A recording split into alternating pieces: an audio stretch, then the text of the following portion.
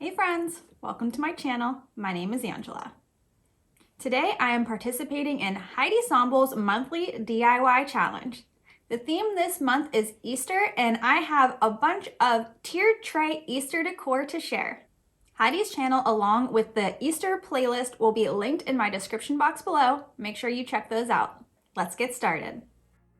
For this first project, I'm using one of these little tinsel covered Easter egg baskets from the Dollar Tree. And I'm going to start out by just removing all of that tinsel. It comes off really easy as it's just twisted right on there. All of these projects in today's video are super quick and easy to do. And of course, as always, budget friendly.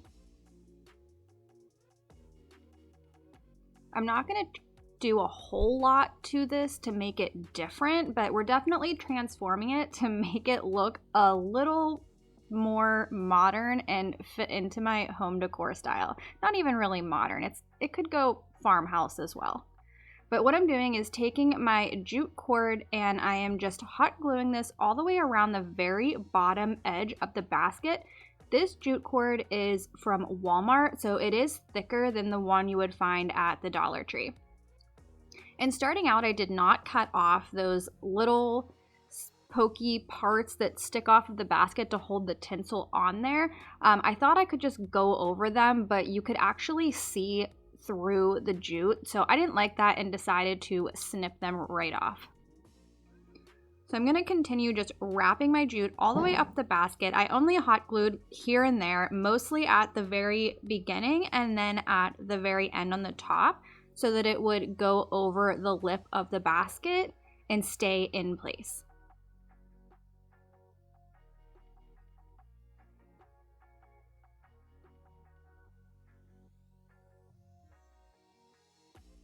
Once I had the top or the bottom part of the basket done, then I just cut a really long strand of my jute cord because the spool would not fit through that handle part.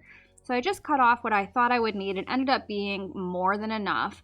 And then I'm just going to twist it all the way around that handle as well. So we just have a full jute cord basket.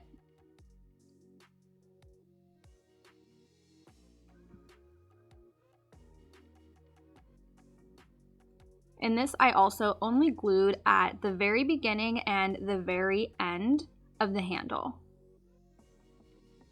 Really easy.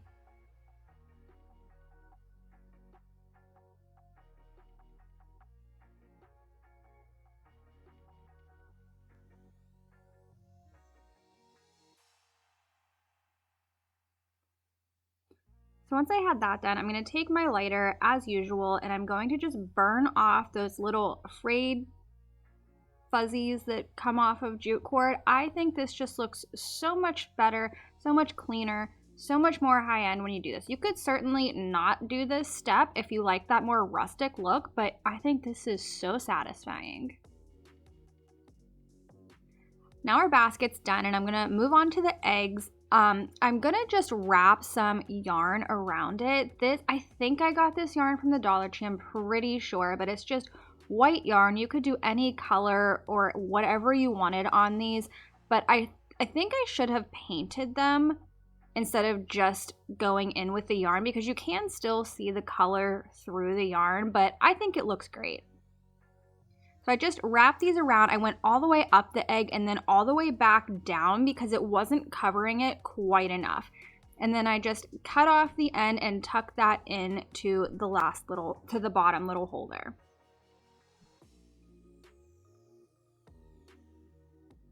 And I did this with all 3 of my eggs. Once I had that done, I just took some floral moss. I want to use this up. I really love the reindeer moss and I have several bags of that waiting to be used, but I want to use up this floral moss that I had open first.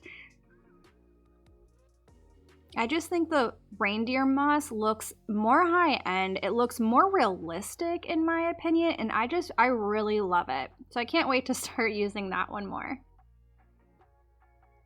And the last little detail I'm adding to this basket is a jute bow. And that's it. Like I said, I didn't really do a whole lot to this. We just made it look a little more modern.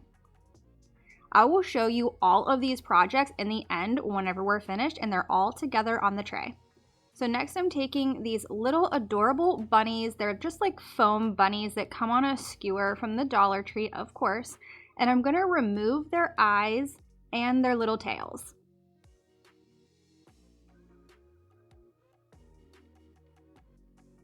You do wanna hold on to those though, because we are going to still use them.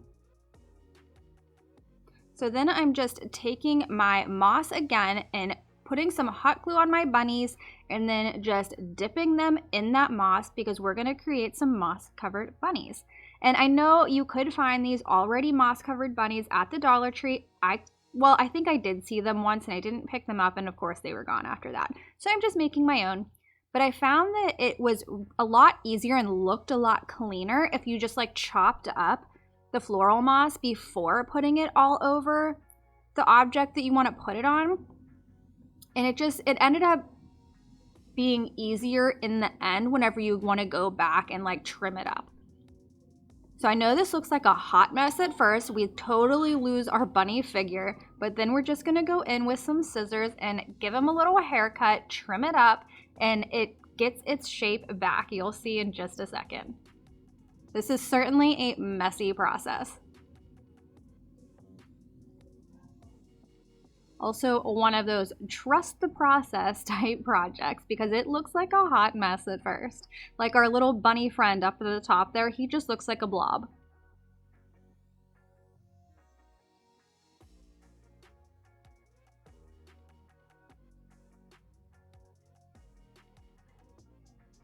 Once I had this all trimmed up, I just went back and forth with trimming it and adding in moss where I needed it. There were some like bare spots or I cut too much. So now you can see how he gets his little bunny shape back.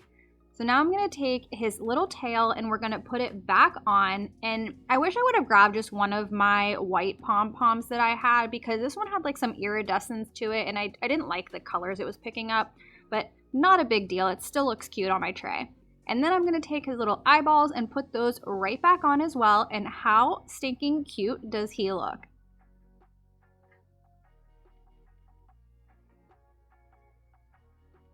And that's it for this little guy. Next, I'm taking one of these arrow signs from the Dollar Tree and just removing that jute hanger off the back. And I'm gonna give it just one thick coat of my ivory chalk paint. You could paint this whatever color you wanted. I wanted everything on my tray to have a cohesive theme look.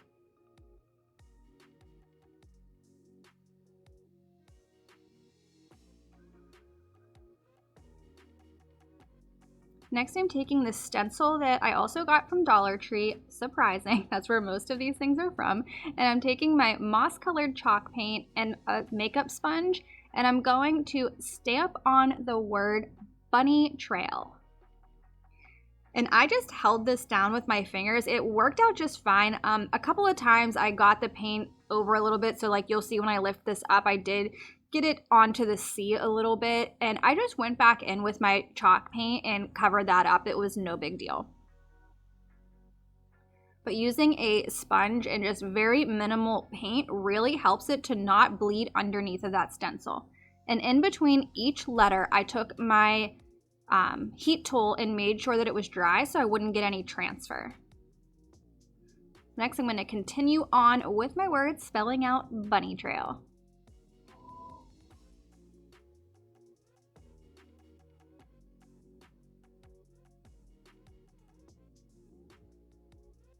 So I was going to put some jute cord around this to tie it in with our little basket, but I wasn't loving how that looked and I knew it needed something else. So I grabbed these jewel stickers that I have, of course, from the Dollar Tree, and I'm going to put those down. Now, if you were doing this step, I would recommend doing this and painting it before you add your stencil letters on. I didn't think about adding these until afterwards, so I did have to be careful when going over them with the paint to make sure I didn't mess up my stencil. But I just put those all the way around the arrow, painted over top of them with my ivory chalk paint again. And then once that is dry, I'm gonna go in with my antique Waverly wax and just dry brush all over those little jewels. And I love these ones because They're just like the pop-up stickers that you can find at the Dollar Tree. I've used them on a few other projects. But these are a lot smaller, so they're great for small projects, and they come all connected. So it's a lot easier to just like put a strip of them down instead of each individual. But that was it for that project. And for the last one, I'm taking this adorable tiny little jar from the Dollar Tree. I don't know if this is a mason jar. Would you call this a mason jar? I'm not sure because it has the handle on it. I don't know, do mason jars have handles? Somebody let me know. Anyways, I'm taking some frog tape and I'm gonna tape off the top because I only wanna paint the bottom part of this little jar. And frog tape is my absolute favorite. I think it is the best at preventing bleed through. Once I had that taped off, I am taking, again, my moss colored paint, and I'm just going to paint that very bottom. I also taped off like half of the handle so that it would also get a little bit of paint on the handle. I didn't want it to be solid or clear.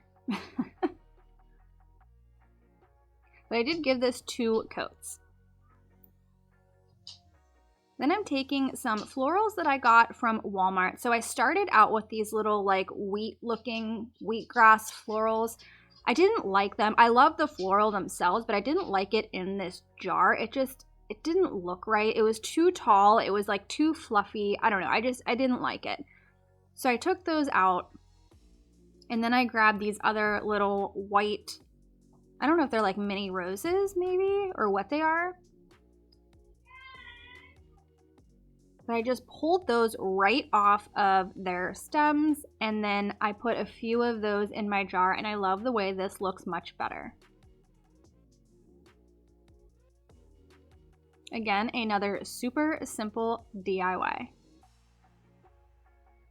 So here's a look at how my tray turned out, and I will leave the link in the description and in the cards for that Let's Stay Home sign. I made that in my last tiered trade video, along with this tray itself if you're interested. Let me know in the comments, what do you think of this Easter themed tiered tray?